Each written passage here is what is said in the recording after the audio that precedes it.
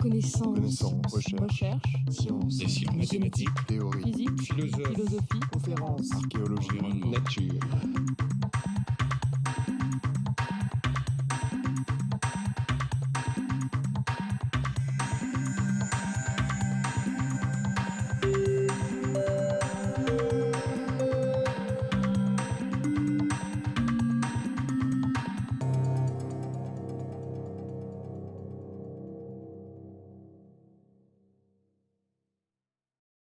Alors,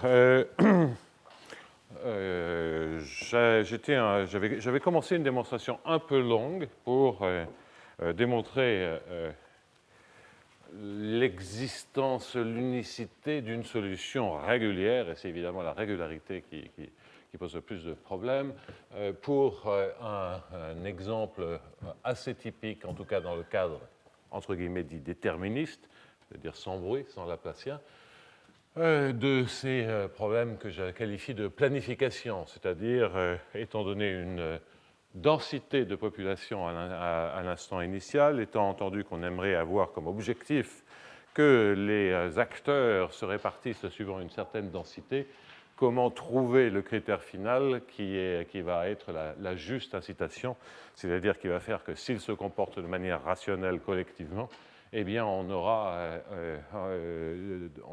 ainsi naturellement effectué la transition d'une densité à l'autre.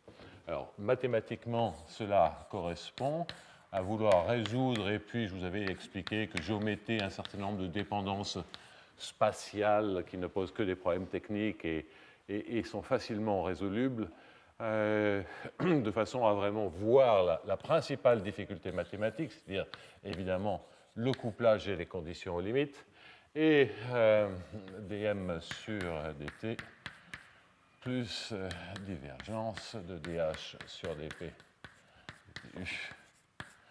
m égale à 0. Alors, les hypothèses pour le théorème. Donc, je ne répète pas une fois de plus que nous sommes dans une géométrie périodique, enfin je vais l'écrire ici, périodique, T appartient à 0 grand T. Grand T est donné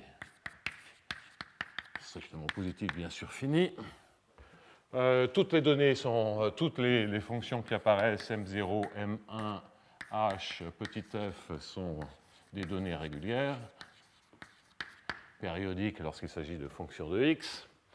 H est convexe, et même strictement convexe, puisque nous allons supposer que H seconde est strictement positif. Nous verrons qu'il y aura même un certain nombre d'hypothèses à mettre sur cette question-là, sur cet aspect-là, mais des gens en tout cas strictement convexes, fortement convexes même en ce sens-là, et que f est une fonction strictement croissante également, donc f' strictement positif. Étant entendu que dans le cas f égale 0, en tout cas lorsque h est une puissance, ce problème-là est une des formulations qui caractérise la distance de Wasserstein. Mais vous voyez que là, c'est exclu. Je ferai d'ailleurs un commentaire là-dessus, c'est qu'on a parce que c'est du pur transport, on a, dans le cas f égale à 0, des résultats d'existence. Là, c'est des résultats d'existence lorsque f est strictement croissant. Arriver à traiter les deux problèmes d'un coup est un problème ouvert, c'est-à-dire combiner ça. Et j'expliquerai, parce que c'est pas exact. Mathématiquement, il y a une vraie différence de régime. Bon, je reviendrai là-dessus. Alors, quoi qu'il en soit, voilà la position du problème. Et l'objectif, c'est de démontrer l'existence et l'unicité d'une solution régulière. Alors, donc, ce qu'on a déjà obtenu, c'est les rappels, c'est que pour un problème comme ceci, il suffit d'obtenir des estimations L infini sur U et surtout DU, en se basant sur le fait que l'on peut réécrire ce problème-là comme étant la réécriture, donc ça c'est tout ce point-là, la réécriture en une équation elliptique, les deux U sur dt2, plus 2H' de du. Ça, c'est dH sur dp au point du, appliqué à d de du sur dt. Dérivée seconde, mix spatial-temporel. Plus h seconde, non, plus, pardon, d2u, matrice symétrique pour laquelle on fait agir, par ces formes quadratiques associées, on la fait agir sur h' de du. Bien, en dimension 1, c'est simplement u seconde que multiplie h' de u' au point au carré. Et enfin, le dernier terme est un terme un peu plus compliqué, puisque c'est h seconde de d2u, produit scalaire au sens des matrices symétriques, c'est-à-dire si vous avez une matrice grand A et une matrice grand B, A scalaire B, c'est la trace de AIJ, BIJ. Donc, et le tout multiplié par un certain petit h de du sur dt plus h de du. Tout ça, ça fait égal à 0. Donc ça, c'est une équation quasi-linéaire uniformément elliptique. Je dis uniformément elliptique puisque h de z est donné par f-1 de z que multiplie f' de f-1 de z. Est-ce que c'est correct? Oui, c'est ça. Bien.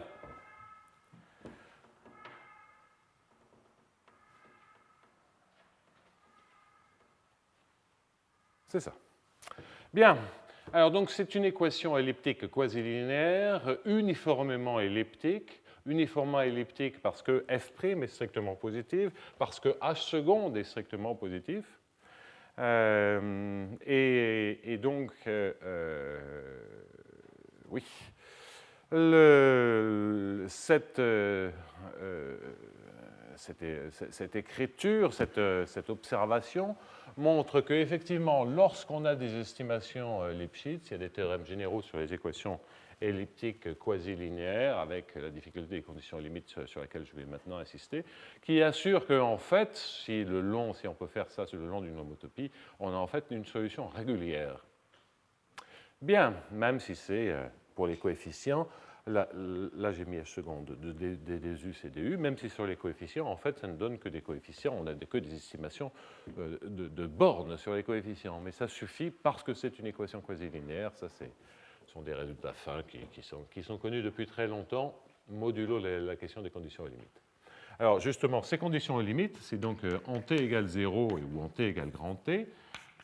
Ce que l'on a comme, et je vais écrire les deux, c'est du sur dt plus h de du égale f de m de 0, qui est connu, et du sur dt plus h de du égale f de m1 en petit t égale grand T.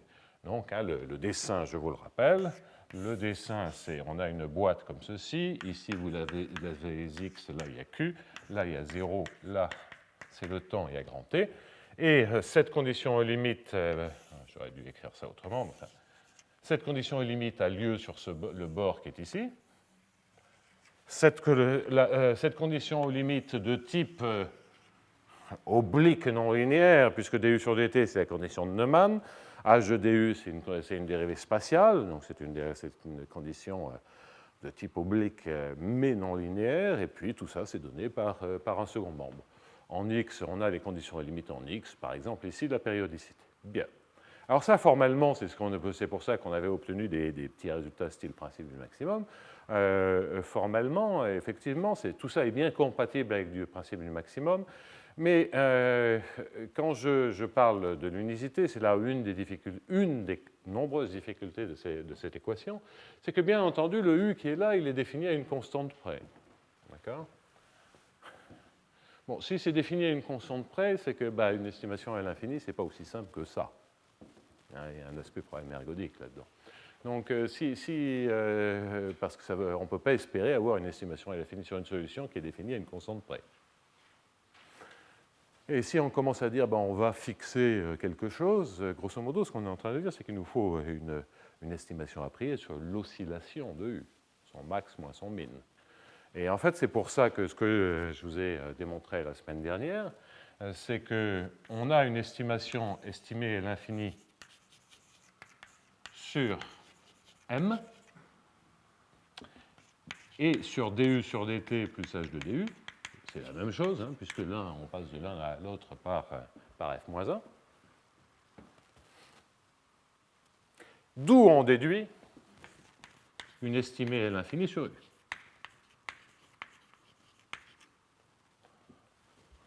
Bon. Alors, c'est estimé l'infini sur U, c'est gentil ça, mais bon, il va falloir un peu travailler pour maintenant obtenir une estimation à l'infini sur DU. Alors, le principe, c'est, comme je vous l'avais expliqué, hein, c'est que quand on a une équation quasi-linéaire comme ceci, on a des choses sympathiques qui se passent lorsqu'on prend des fonctions convexes du DU et qu'on veut appliquer le principe du maximum. C'est exactement ce dont on s'est servi ici pour obtenir une estimation à l'infini sur une combinaison convexe des dérivées premières. Alors celle-ci est particulièrement simple parce que, évidemment, au bord, on sait ce que ça vaut. Mais le fait que pour une combinaison convexe de dérivées premières, on ait une inégalité, la possibilité de se servir du principe du maximum, suivant la vieille remarque de Bernstein qui consiste à dire si U est une fonction harmonique, alors du au carré est sous-harmonique, ce qui n'est en fait rien d'autre que d'observer, pour une équation linéaire, c'est l'inégalité de Jensen. Ce n'est rien d'autre que l'inégalité de Jensen. Hein. Fonction harmonique, c'est-à-dire que U est égal à, grosso modo, à la moyenne sur une boule. Si vous passez à U carré, l'inégalité de Jensen vous dit tout de suite que U carré ou que n'importe quelle fonction convexe d'une fonction harmonique est sous-harmonique. Et quant à du carré, c'est le carré d'une fonction harmonique qui est du. Donc, en linéaire, c'est clair, mais la beauté de l'argument de Bernstein, c'est que c'est beaucoup plus général que pour une équation linéaire, puisque c'est vrai pour des équations quasi linéaires, complètement non linéaires, en tout cas, lorsque vous avez bien interprété la notion de sous-harmonicité. Donc, ça va bien au-delà. Et là, c'est plus du Jensen. Alors, mais la difficulté que l'on va avoir, donc la stratégie pour avoir une estimation de Lipschitz, ce qui va m'occuper une bonne heure, pour estimer du, donc obtenir une majoration par une constante qui ne dépend que des données du problème, cette stratégie, on doit s'attendre à des difficultés. On doit s'attendre à des difficultés parce que le type d'équation, le type d'inéquation à laquelle on s'attend, du style AIJ, DIJ, avec les notations de la semaine dernière, mais peu importe, allez, je vais mettre...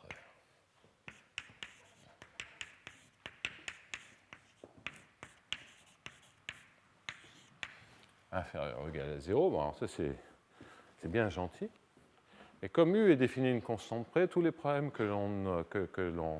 a priori, tous les problèmes que l'on peut écrire pour du carré vont être des problèmes dans lesquels, ou des inégalités dans lesquelles toutes les constantes sont solutions du problème homogène. Donc a priori, on sait que si on veut une estimation à l'infini en du carré, il va falloir faire quelque chose en plus. Bon, donc la deuxième difficulté, c'est que on a la difficulté de ces conditions limites qui sont quand même pas tout à fait standards, très non linéaires. Alors, donc ça, mais constante, donc ça c'est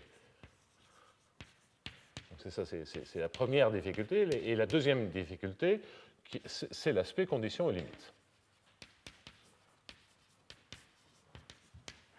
Alors, ces deux difficultés-là vont être résolues en passant par... ces deux difficultés vont être résolues par une astuce qui est également assez classique, mais il va falloir déformer cette astuce. Donc la réponse à ces deux difficultés va être de considérer effectivement une fonction auxiliaire qui est du carré, et on va rajouter plus gamma u carré. C'est des choses que je faisais même avec des fonctions plus compliquées, mélangeant u et du, que je faisais dans ma thèse de troisième cycle en 78. Ça ne rajeunit pas. Hein. Mais on va voir que là, il faut apporter une petite modification pour que ça marche bien au bord. Donc je vais me concentrer sur le bord et on va un peu réfléchir à ce qui se passe. Alors déjà, étape 1, t égale 0 ou t. Petit t égale 0 ou grand t. Donc ça va être une fonction auxiliaire sur laquelle on va essayer de se servir du principe du maximum. Si je démontre que grâce au principe du maximum, grâce à des équations qui me restent à calculer, et des conditions aux limites qu'il me reste à établir, si je démontre que W est majoré uniformément, c'est gagné, j'aurai évidemment démontré, a fortiori, que le gradient est borné. En tout cas, j'aurai obtenu une estimation a priori sur le gradient. En tant que t égale 0, t égale grand t. Alors, le calcul est, lui, tout à fait élémentaire. Donc, dv sur dt plus h' de du dw. Oui, parce que je suis en train, a priori, de regarder quelque chose qui est basé sur du. Le gamma u2, c'est une perturbation destinée à m'aider. Donc, a priori, l'équation qui est satisfaite par quelque chose qui est relié au gradient de u, au bord, je dérive tangentiellement au bord, donc j'ai le droit de dériver la condition aux limites, eh bien, c'est a priori l'équation linéarisée, puisque cela correspond à dériver l'équation. Et de fait, la partie du carré que me donne-t-elle? Elle me donne df. Alors, quelle est la notation là-dedans, hein? Est-ce que je mets f0,1 comme ça? Ça veut dire qu'en t égale à 0, f0,1, c'est f de m0. Et en t égale grand t, f0,1, c'est f de m1. C'est cette fonction qui est une fonction régulière donnée. Donc il y a d de la dérivée de ceci fois du. Donc ça, c'est le terme correspondant à regarder ce qu'il passe au bord pour du carré en se servant de la condition aux limites que l'on a dérivée tangentiellement. Bon. Maintenant, le terme en gamma u2. Alors, regardons-le bien. Je vais faire le calcul doucement. C'est a priori 2 gamma u fois du sur dt plus h' de du point du.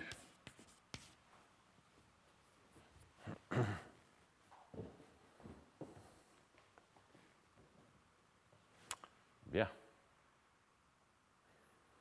Mais ça, ce n'est pas du tout la condition limite que j'ai sur U. Donc si je remplace par la condition aux limites que j'ai sur U, qu'est-ce que je récupère? Je récupère 2 f0,1 des scalaires du plus 2 gamma U.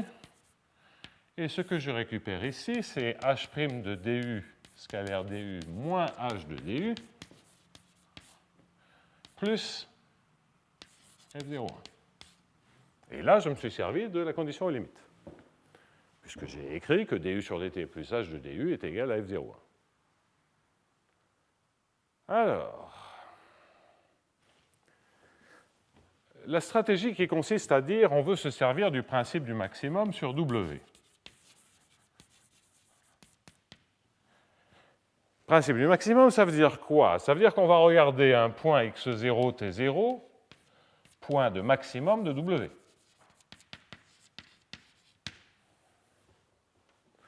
En ce point-là, que t0 soit entre 0 et t strictement, ou que ce soit une des deux valeurs de bord, à savoir 0 ou grand t, eh bien, ça ne change rien, la dérivée spatiale est nulle. Donc là, on s'attend effectivement à avoir que dw est égal à 0.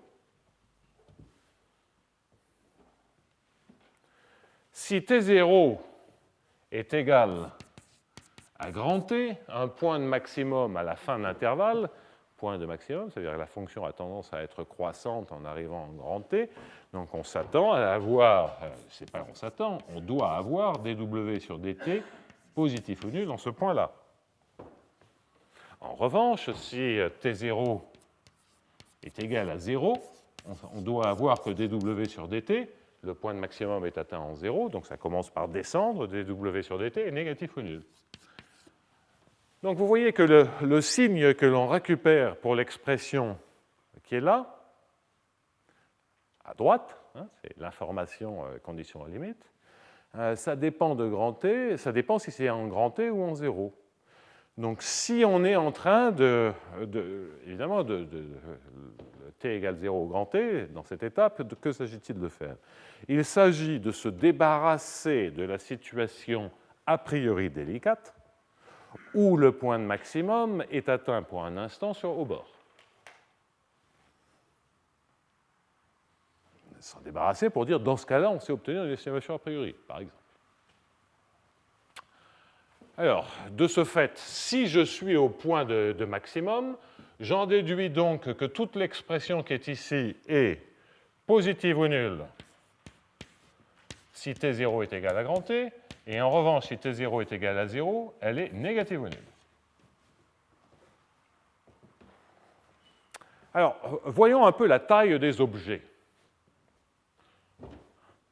On a trois termes dans l'expression qui est ici. Ce terme, c'est a priori un grand taux de la norme de du, c'est de l'ordre de du, et ça n'a pas de signe. Le gamma u, gamma c'est un paramètre à fixer, j'aurais dû dire que gamma sera toujours strictement positif, c'est un paramètre que nous devrons choisir.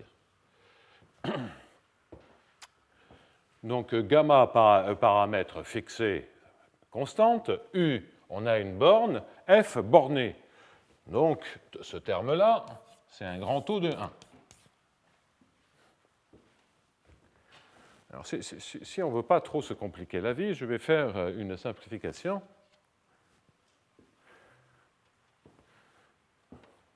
Pour que l'on voit le type de comportement. Donc on va imaginer la simplification que je vais faire, juste pour que l'on comprenne. Après, on peut travailler techniquement, il y a énormément de marge, comme vous allez le voir. Pensons que H est semblable à P2. Qu'est-ce que je veux dire par là? Je veux dire que H seconde est majoré et minoré. Que H' se comporte comme P en taille. D'accord? Et que H se comporte comme du P2 en taille. À des constantes près, hein, c'est juste pour avoir des ordres de grandeur. Mais si, ce qui est naturel si ça se comporte comme P2, c'est que si H pensait P2, ben ici vous récupérez 2P2 moins P2, donc cette différence-là, ça fait du P2. Donc tout ceci, a priori, ce qui est là, c'est du du carré.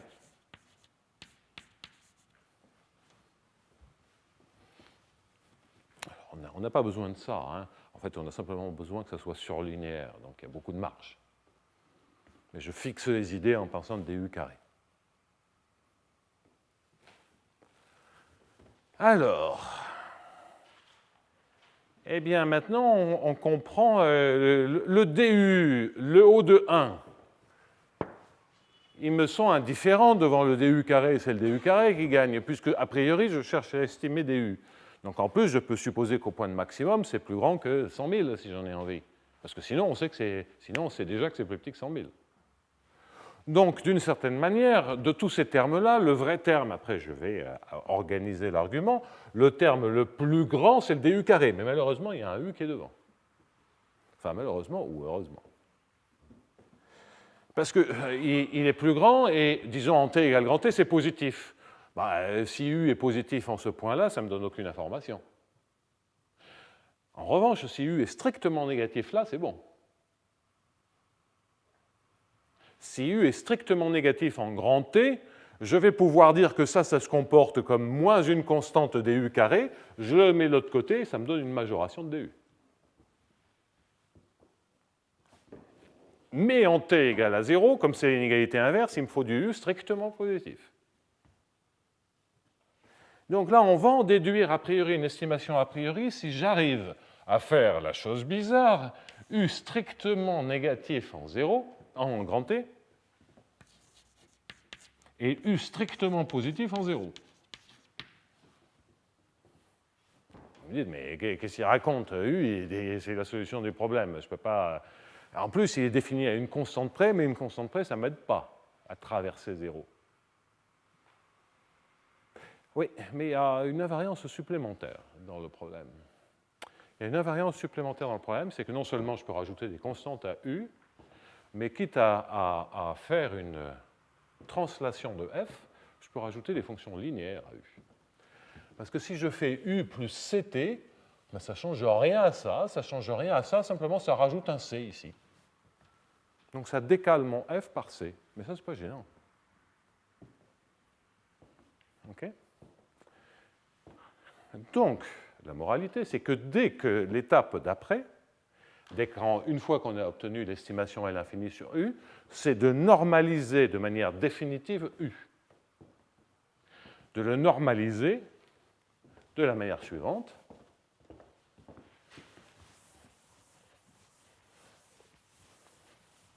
Et c'est ça qui va permettre de se débarrasser du bord. Et ça, c'est absolument non standard, hein, ce genre de manipulation bizarre.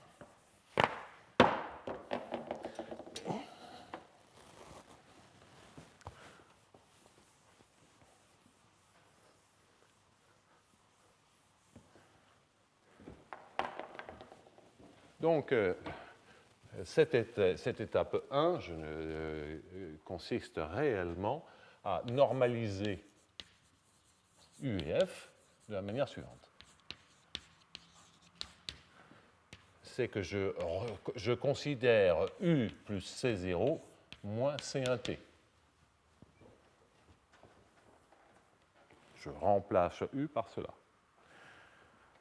J'ai une estimation L infinie en t égale à 0 sur U, donc je choisis C0 pour que U plus C0 soit supérieur à 1 en t égale à 0.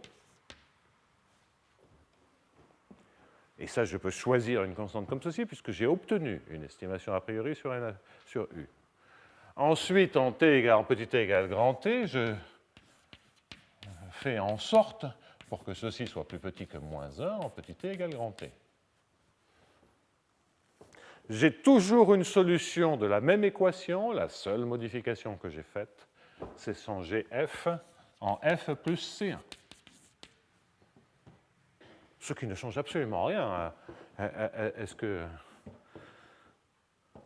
au type d'équation qui est là. Puisque c'est exactement la même inversibilité. C'est vraiment une normalisation. Donc la moralité de l'affaire, c'est qu'on a U est donné à une constante près, mais le petit f aussi est donné à une constante près, fondamentalement dans ce problème-là. Ce qui est logique. Parce que c'est un coût fixe. Une constante, c'est pas grave. Bon, alors, mais mathématiquement, ça change tout. Parce que vous voyez que grâce à cette normalisation, si le maximum d'aventure est atteint en t égale à 0 ou en t égale à grand T, dans les deux cas de figure, je vais donc récupérer cette normalisation entraîne que d2 gamma du carré en x0 t0, point de maximum où j'ai supposé que T0 était atteint en 0 égale en 0 ou en grand T, eh bien, j'en déduis que 2 gamma, enfin, pardonnez-moi, ça se comporte comme des U carrés, donc il y a une constante U, je peux le remplacer par 1 ou moins 1 avec le bon signe, j'ai fait ce qu'il fallait pour, eh bien que du carré se majore par C fois 1 plus du. Si le point de maximum est atteint au bord. Pourquoi? Parce que j'ai fait passer de l'autre côté, ou laisser de ce côté-là, et donc c'est les deux autres termes qui sont d'une part en du et d'autre part en haut de du et d'autre part en haut de 1, et je les retrouve ici, voici le haut de 1 et voici le haut de du. Et bien entendu, ça veut dire du inférieur à C. Et comme U est borné, ça veut dire W inférieur à C. Je désigne par C différentes constantes qui ne dépendent que des données. Et ça y est, là, on a fait le principe maximum au bord. Si le point de maximum est atteint au bord, c'est bon. Et donc là, je me suis débarrassé de ces conditions aux limites bizarres. Et on va pouvoir maintenant travailler sur le reste du système, qui est également un peu non standard. Toujours à cause de ces dépendances un peu particulières. Avec des choses qui sont non bornées, hein, parce qu'une des difficultés là-dedans, c'est que vous voyez bien que du, ça se comporte comme H' de du, ça se comporte comme du. Ben, ça, c'est non borné. Bon. Alors.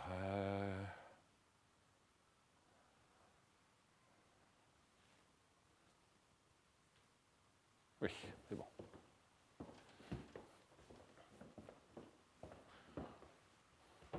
Je réfléchis à savoir est-ce que j'avais besoin d'en dire plus pour l'instant. Non.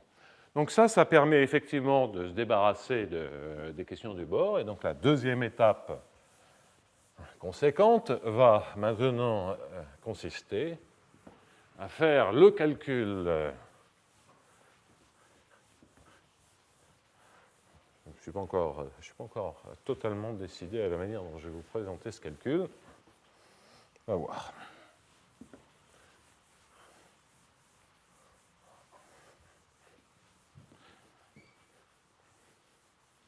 Voyons un peu comment il se déroule. Alors, donc, la deuxième dernière étape, ça consiste à dire que le point de maximum de W, que j'ai baptisé T0, est dans 0 grand T ouvert, donc X0 est dans Q. Et donc, a priori, je vais essayer d'appliquer le principe du maximum usuel au sens, en un point de maximum, la dérivée première s'annule, la dérivée seconde est négative ou nulle. Donc, pour ce faire, je dois obtenir une inégalité différentielle pour W. Alors, commençons déjà par l'inégalité différentielle pour du carré. Alors, j'ai fait le calcul de manière un peu abstraite, donc vous me pardonnerez de l'écrire un peu plus rapidement. Moins d2 sur dt2 du carré, moins, ce qu'on commence par écrire d'ailleurs, c'est moins h'. Chaque fois que j'écris h' seconde, à l'intérieur du h' du h seconde, il y a du. Je l'omets pour qu'on n'ait pas des notations trop compliquées. Donc là, je vais mettre d2xt, hein, dérivé en x, dérivé en temps, appliqué à du carré. Bien. Et là, je suis en train de changer de signe. Hein. Moins. Alors, donc, ce que je vais récupérer, le dernier terme, c'est D2. C'est dérivée spatiale. Hein. Quand j'écris un D ronde sans préciser en dessous, c'est une dérivée spatiale. Donc, D ronde de du carré. Oui. Appliqué à H'. Pensez H' carré, dérivée seconde en dimension 1. Ouais. Ensuite, moins H seconde appliqué à D2 de du carré, fois H, petit h, et chaque fois que vous verrez apparaître du H, etc., à l'intérieur, il y a du sur dt plus H, et dans le H, il y a du. Donc ça, c'est simplement dire, si j'ai une équation pour U, j'ai a priori une équation pour du carré, à ceci près que j'ai beaucoup de termes supplémentaires. D'abord, j'ai le terme lié à Jensen, lié au carré. Et ensuite, j'ai le terme qui provient du fait que les coefficients, les termes qui proviennent du fait que lorsque je dérive l'équation, je peux aussi dériver les coefficients. Donc j'ai ça c'est la première famille de termes, c'est l'équation sur du carré. Enfin, la partie, on garde l'équation. Deuxième terme, c'est les termes supplémentaires que je récupère grâce au carré. Alors, ça, je vais vous en faire un pour que l'on comprenne bien. Donc, ce terme-là, je prétends que c'est dxtu carré. C'est le premier terme. Ensuite, je prétends que l'on va trouver... Oh, on va faire plus simple.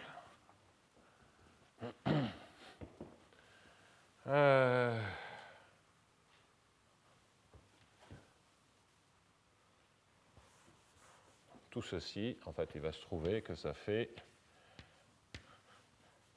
dxtu plus h' d2xu, d2u au carré.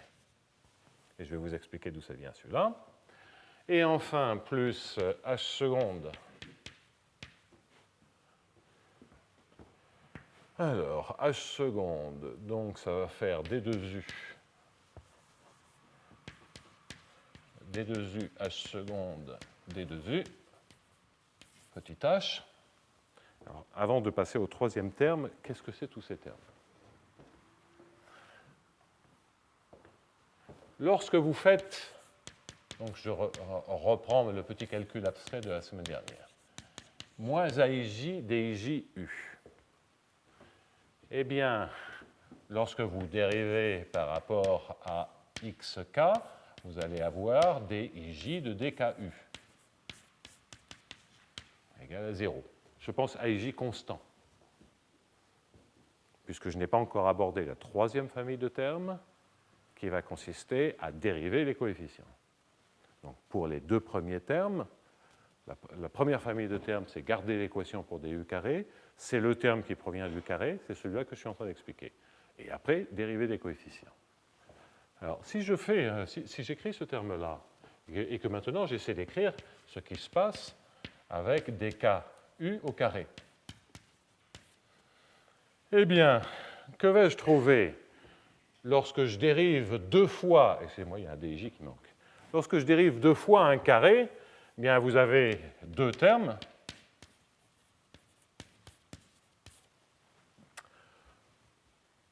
Lorsque vous dérivez deux fois, disais-je, un carré, vous avez deux termes. Il y a un terme qui est dKu et on dérive deux fois ce qui intervient dans le carré. Et puis il y a un terme qui consiste à dériver une seule fois le terme qui est dans le carré, mais le faire si on dérive par rapport à xi et par rapport à j, il y en a un qu'on dérive par rapport à i et puis l'autre qu'on dérive par rapport à j. Et on a deux comme ça.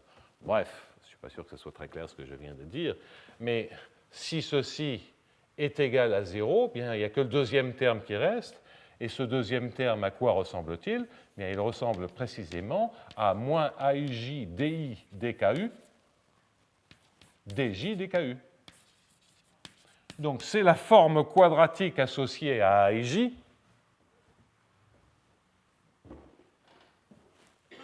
pour le D de DKU. Et c'est exactement ce que j'ai écrit ici.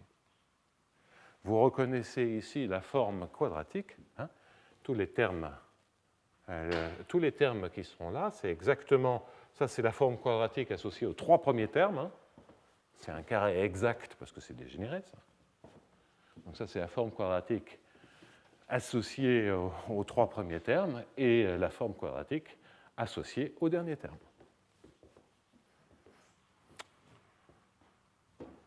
Bien. Reste maintenant à dériver les coefficients. Alors, dériver les coefficients, cela va consister à dire je fais 2 du, et pour que l'on comprenne de quoi il s'agit, je vais dire ça va être le d de AIJ, si AIJ sont mes coefficients, fois DIJU.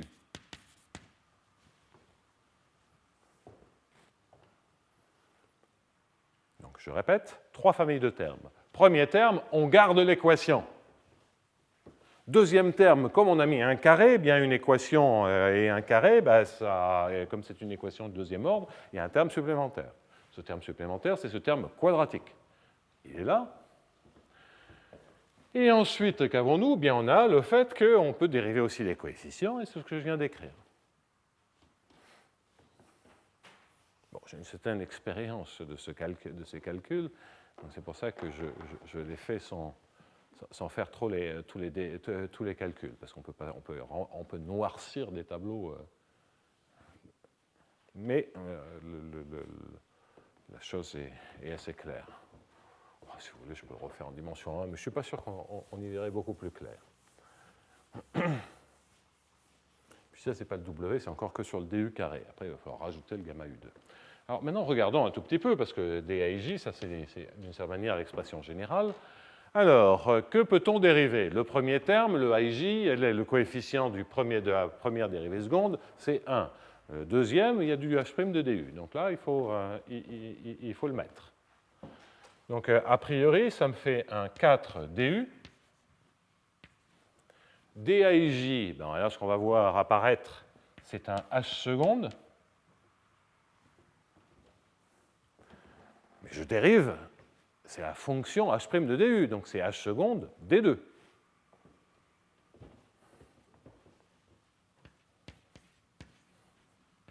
D2U. D'accord? Et puis multiplié par D2XTU.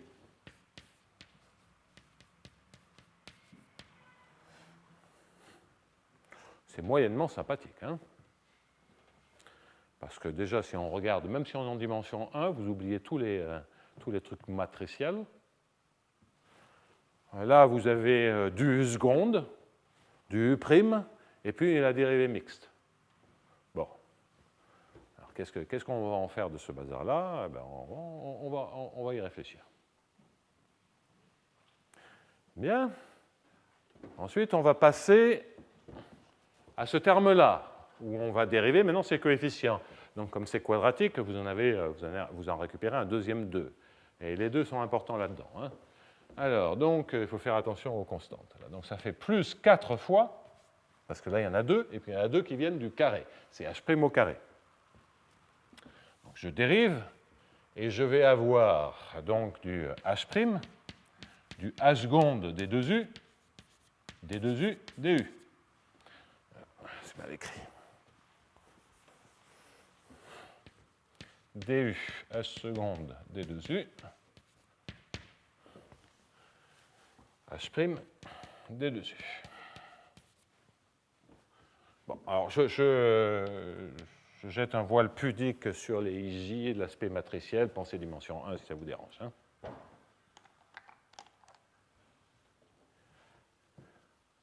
Bon. OK.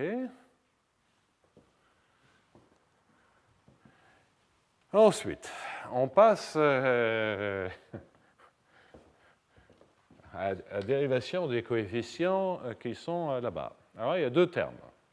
Soit je peux dériver H seconde, soit je peux dériver le petit h. Bon, le petit h, c'est le bouquet final. Hein. Donc, je me le garde pour la bonne bouche.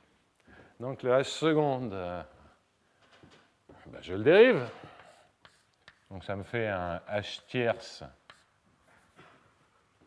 Donc, avec, j'ai oublié le D2U, 2DU, H tierce, D2U. Donc ça, et puis j'ai un deuxième D2U, donc ça fait du D2U carré, hein, ça sent vraiment pas bon, fois petit h.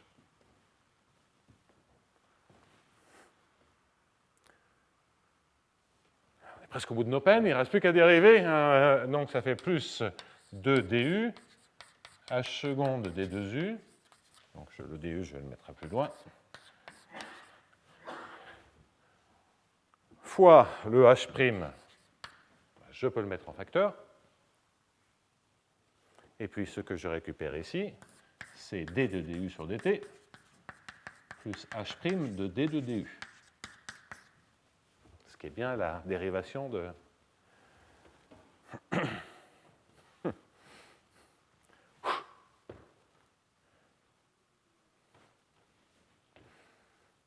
Et ce qui est miraculeux, c'est que c'est même correct. Enfin, probablement.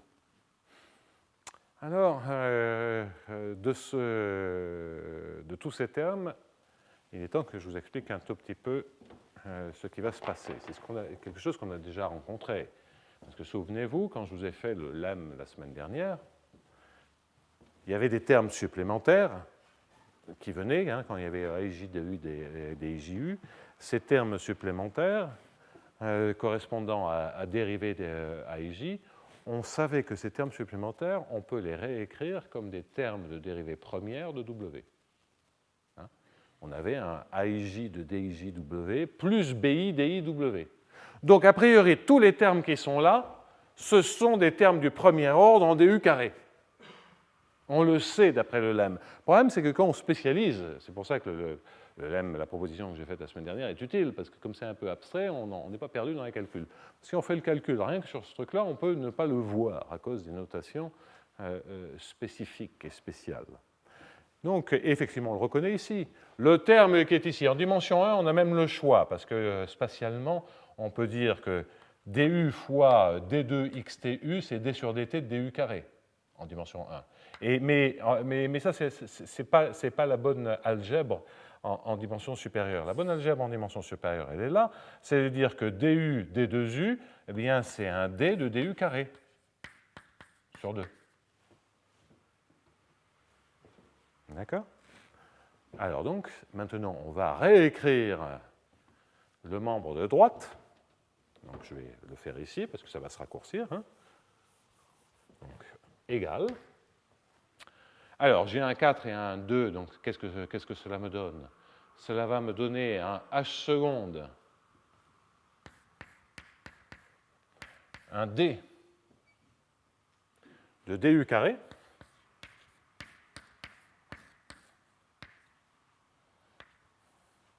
et l'autre terme qui apparaît, c'est en fait dxt plus h' d2u. C'est un vecteur qui est donné, ça c'est une matrice, j'applique un vecteur, c'est un vecteur, et ça c'est un vecteur. C'est-à-dire exactement le terme qui apparaît dans le carré qui est là. Hein.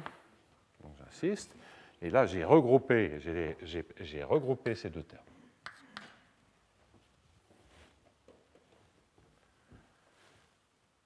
Vous voyez d'ailleurs que ça a la même structure, le dernier terme a la même structure que celle-ci. Donc si je veux rajouter tout de suite le dernier terme, que me dit-il? C'est ici que j'écris que c'est que ça c'est un d de du carré sur 2. Donc les 2 par 2, bon, là les deux là ne sont pas importants. C'était le fait d'avoir exactement le même coefficient ici qui est important, parce que c'est ça qui permet de faire sortir cette expression. Après, les autres deux n'ont pas d'importance. Donc, ce que l'on a ici, c'est un h' qui est esquivé. On va récupérer un h seconde de d de du carré. Oui, c'est à la fois, c'est encore un h seconde. Hein? Oui, c'est ça. De du carré.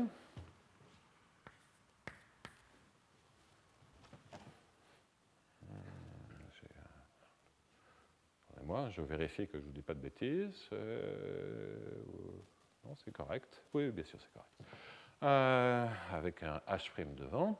Et le terme supplémentaire que je récupère, c'est un dxt plus h' des dessus. OK? Et donc là, ça me fait 3 termes réécrits de manière beaucoup plus compacte. Il en reste un que je dois maintenant réécrire. Là, vous reconnaissez un d de du carré, et donc vous voyez bien l'expression que l'on a. C'est un d de du carré. Donc, h dérivé troisième, d de u, et un d de du carré. Et voilà. À nouveau aussi, le fait qu'il y ait partout des matrices, des trucs à 3 indices pour h dérivé de troisième, pensez dimension 1, hein, si ça vous embête. Comme ça, peu importe les points, les multiplications matricielles, tout ceci sont des quantités scalaires. Donc on a 3 points, et donc on a bien réétabli ce qu'on avait établi la dernière fois, c'est que l'équation linéarisée plus un terme supplémentaire du premier ordre eh bien tout ça, ça a un signe. Ça a un signe parce que les termes qui sont ici, ça c'est quelque chose de positif ou nul, et ça c'est quelque chose de positif ou nul. Donc j'encadre les bons termes, là je les ai encadrés en jaune, ce sont des termes qui sont positifs ou nuls. Et les autres termes sont des termes linéaires sur lesquels on pourrait appliquer le principe du maximum. Donc ça c'est positif ou nul. Et tous les autres termes, c'est des combinaisons de dérivées premières ou de dérivées secondes, c'est-à-dire exactement ce qu'il me faut pour appliquer le principe du maximum, parce que ça, c'est nul en un point de maximum, c'est tout des dérivées premières. Là, je vois un d de du carré. Et puis là, après, c'est tout des dérivées secondes. Et puis une dérivée seconde, enfin, c'est une combinaison, c'est une matrice, c'est un IJ DIJ, donc c'est une matrice positive ou nulle qui s'applique à la matrice hessienne qui a un point de maximum et négative ou nul. Donc tout ceci en un point de maximum s'il s'agit d'un point de maximum de du carré. S'il s'agissait d'un point de maximum de du carré, tous les 4 premiers termes seraient positifs ou nuls. Positif ou nul plus positif ou nul égale à quelque chose qui doit être 0. Bon, et ça, grâce avec un peu d'uniforme ellipticité, ça assure à se dire le point de maximum, il ne peut pas être à l'intérieur. Hein, c'est le grand principe pour les fonctions harmoniques. C'est un point de maximum, il ne peut pas être atteint à l'intérieur, sauf si la fonction est constante. Et donc là, c'est exactement la même chose. Et donc, si on avait du du carré pur, on pourrait conclure en disant, ben, en fait, on ne peut pas avoir de maximum intérieur. Donc, c'est atteint au bord. Mais au bord, ça marche, oui. Mais ça a marché parce qu'on a changé du carré. Donc là, ça ne colle pas tout à fait. C'est très proche, mais ça ne colle pas tout à fait. Donc vous voyez qu'on a fait une astuce amusante sur le bord, mais cette astuce, elle met en péril ce que l'on a déjà vu ici, parce que ça introduit du gamma U2. On introduit du gamma U2. Alors, qu'est-ce que ça va faire là-dedans? Il faut voir.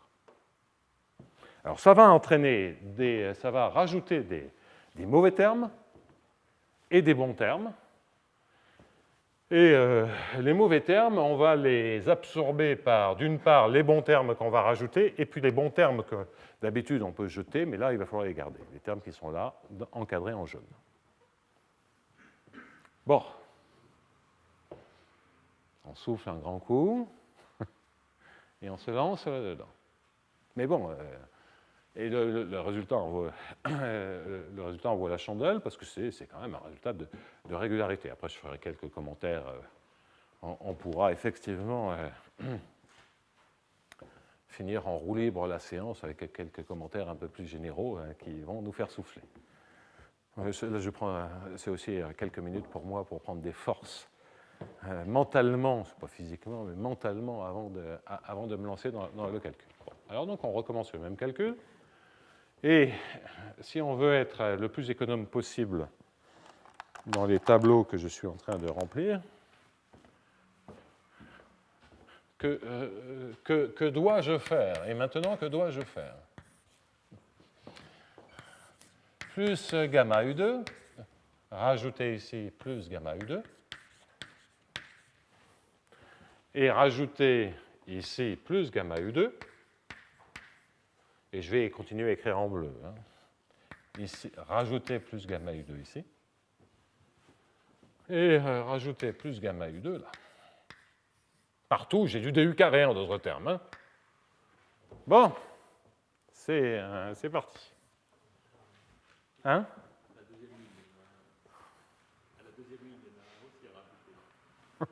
Oui, oui, tu as raison.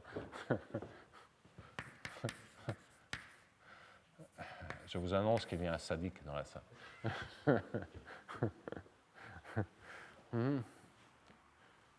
Bon, t'arrêtes de persifler, Olivier, tu te concentres avec moi. Ah bon, tu expliques. Hein, bon. Alors, tu parles d'autre chose, alors. Hein? Il manque un 2 sur le membre de... Non? Juste sur le premier terme du membre droit. Non? Ah si, c'est parce que c'était 4, c'était ça? Ouais. Seulement sur le premier, oui. Vous avez raison. Bien. Ça n'a pas d'importance, mais c'est pour me faire croire que vous comprenez. Bien.